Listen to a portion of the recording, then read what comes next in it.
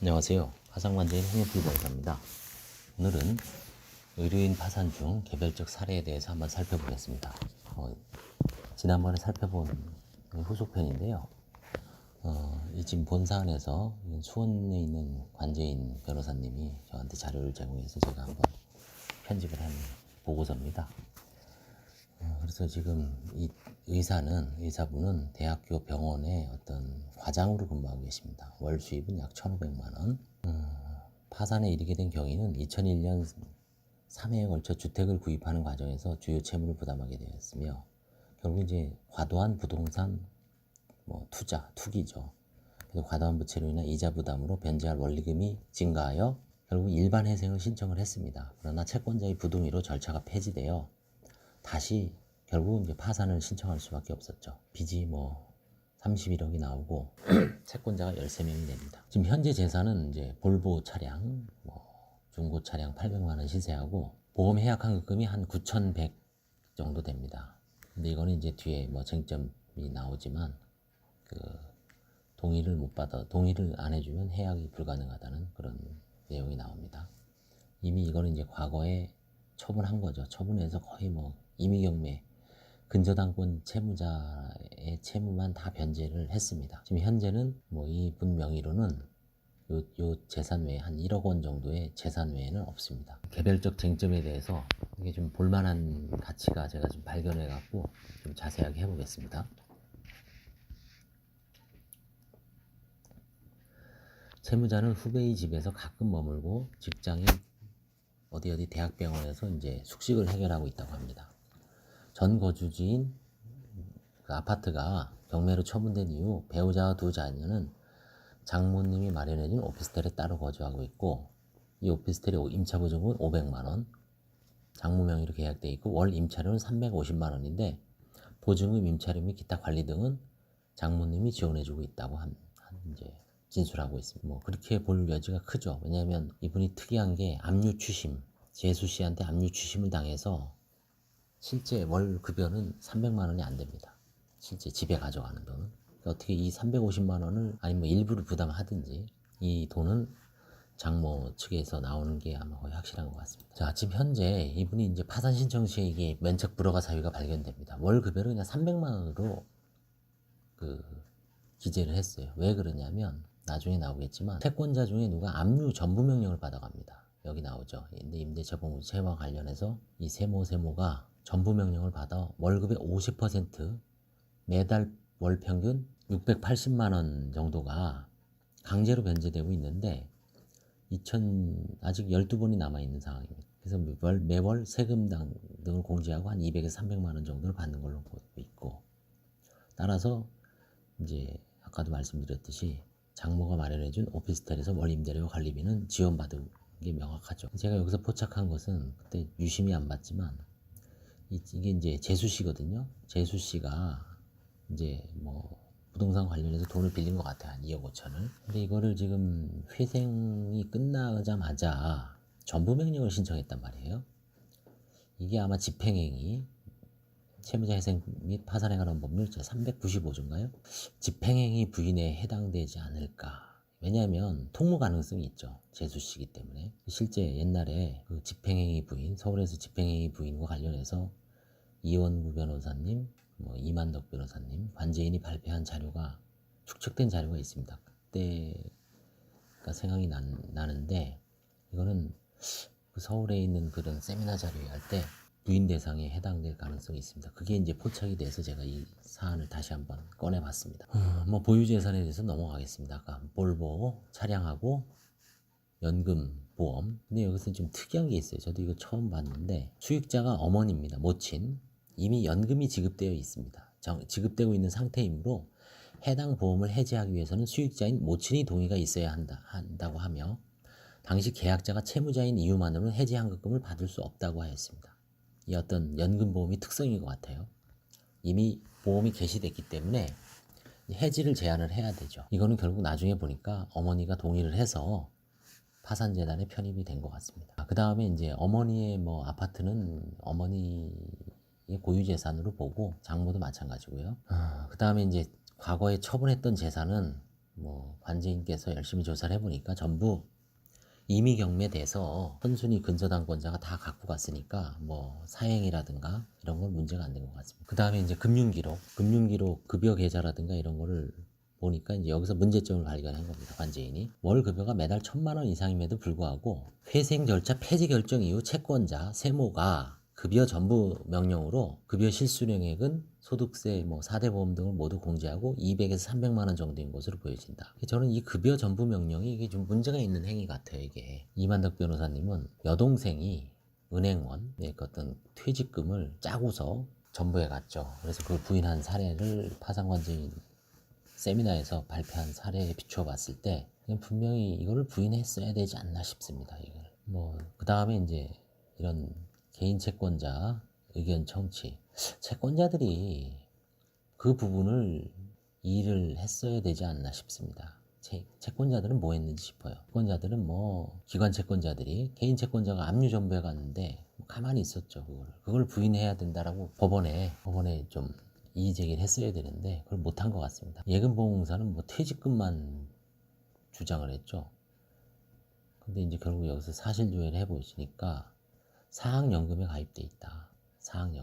사학연금은 퇴직급여는 압류금지 재산입니다. 사립학교 교원 연금법에 의할 때. 그 다음에 사학연금 예보는 사학연금 대여금, 이것도 실질적으로 담보권이죠. 담보권이 법이 사립학교 교직원 연금법이 이렇게 나와 있습니다.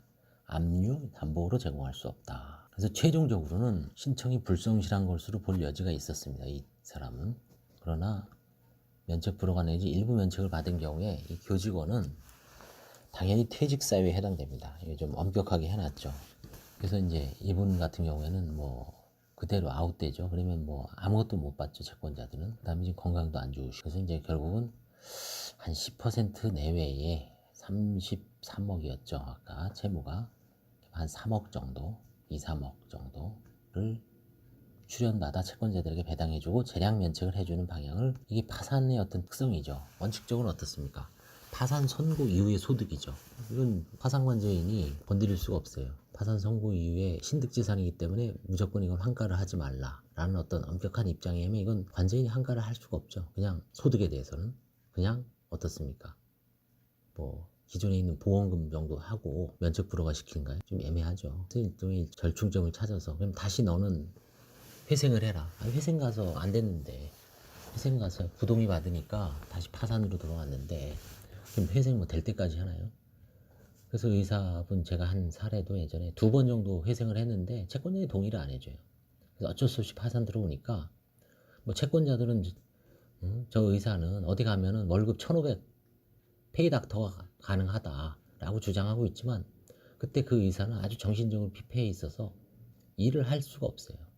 70억을 떠안고 평생 뭐 빚의 노예로 살아가야 됩니까? 안 되죠. 그래서 결국은 이 사안에서는 변호사님이 아마 뭐 금액은 적정한 것 같습니다. 2억 원 이상이 가능하다. 보험 1억 하고 이제 뭐 이것저것 해갖고 2억 정도를 받아서 그럼 총 전부명령, 이건 좀 전부명령 2억 7천만 원을 변제하는 중. 그 다음에 여기서 2억, 여기서 한 3억 하면 5억 이상 변제 받아가죠. 이게 당초의 어떤 회생에서의 그 금원보다 더 많이 가져가니까 특별하게 채권자들한테 불이익이 없다는 겁니다. 다만 제가 이제 제기하고 싶은 것은 요 재수 씨거든요. 남동생의 부인님이 재수 씨죠. 재수 씨가 전부 명령을 받아 2억 7천만 원을 이게 회생 절차 끝나자마자 했으니까 이건 분명히 짜고 치는 고스톱이 명백했지만 이 부분을 캐치를 못 하신 건가 아니면 무슨 특별한 사정이 있었는지. 근데 일단 언급이 안 나오죠. 언급이 안 돼서 제가 봤을 땐 좀 문제가 있지 않았을까 싶습니다. 그 다음에 이제 뭐 나머지는 특별한 건 없습니다. 나머지는 특별한 건 없고 쭉 이제 채무자 소유의 아파트의 전세로 거주하던 채무자 친동생의 배우자, 친동생, 여동생이면 또 뭐 매제가 되나요? 아무튼 재수 씨 아니면 매제입니다. 여동생인지 남동생인지 몰라서. 남동생이 되면 재수 씨고 여동생이면 매제겠죠. 하여튼 그 깡ung 친족 관계죠. 이거를 타채 사건을 통해 전무명령을 득한 이후부터 월 수입 600, 700을 받아간 거예요. 그러다가 이제 어느 정도 이제 딱 싶을 때 이제 파산 딱 들어오니까 이거는 명백한 게 아닌가, 부인 대상 그런 문제가 있는 것 같습니다. 결국은 뭐 이거는 압류 전부 명령과 별개로 2억 원 정도 파산재단에 출연하여 일시 변제하는 것으로 이제 판사님하고 관제인은 이런 걸 보면 뭐 굳이 2억 7천 친인척이 받아가도 그 이상의 또한 그거에 상응하는 2억 정도를 내놨으니까 뭐 감안해서 결정한 것 같기도 하고요. 아무튼 좀 약간의 좀 의문점이 있었습니다. 그 다음에 이제 관제인, 그렇죠. 이 세입자, 아까 재수씨인지 뭐 매제인지 그분이 이게 의문점이 있었죠. 허위 채권 아니냐 혹시. 근데 이제 전세 계약을 한 내역이 있어요. 2008년. 확정일자도 있었겠죠. 전입신고한 내역도 있고 초본상에도. 그 다음에 통장으로 이체한 내역도 있고. 그래서 실제로 이분이 전입신고했으면 거주했다고 봐야죠. 근데 이제 2억 7천이라고 한 거는 조금 좀 문제가 있죠. 2억 5천인데 증액을 했을까요? 그 사이에? 모르겠습니다. 그거는. 세무자가 대학교 병원에 퇴사하여, 이분 이제 퇴사했군요. 몸이 안 좋으니까. 그래서 이제 허위 채권자는 아니다.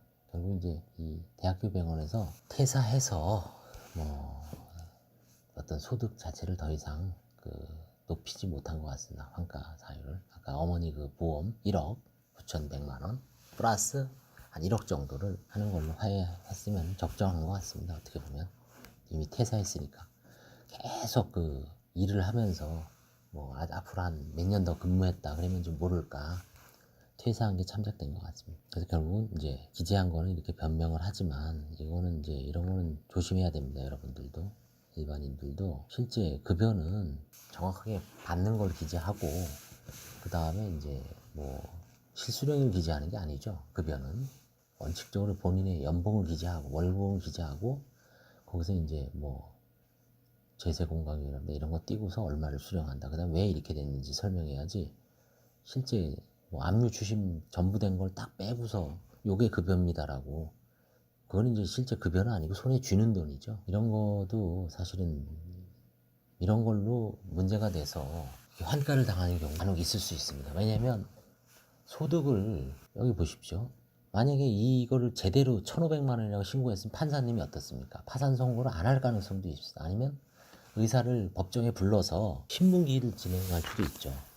당신 왜 파산 신청했냐? 회생에 대안은 없냐? 그러면 이제 의사가 저 회생했습니다. 아 그래요? 그러면 뭐 여러 가지 어떤 대안적 논의해보거나 뭐 일단은 파산 선고를 좀 신중하게 하겠죠. 근데 의사가 뭐 한 300 정도 받는다라고 해서 딱 기재해 버리니까 판사님은 의문이 여지없이 그냥 파산 선고를 때려버리는데 나중에 보니까 급여가 1,500, 1,300, 1,500 신청서, 재산 상태, 소득에 관한 허위 진술서를 제출한 경우죠. 그리고 그게 엄청 파산의 어떤 운명을 좌우하기 때문에 큰 문제가 있었죠. 이게 일반인들도 마찬가지예요. 자기가 뭐 한 300 받는데 실제 뭐 건설 일용 노임이다 그래서 뭐 한 100 정도 딱 신고해 놓고 그 신청 대리인들이, 사무장들이, 아니면 변호사, 법무사들이 제대로 검토 안 하고 그냥 들어오는 겁니다. 근데 관제인이 조사를 하다 보니까 이게 월급이 과거 수년 동안 200에서 300이에요.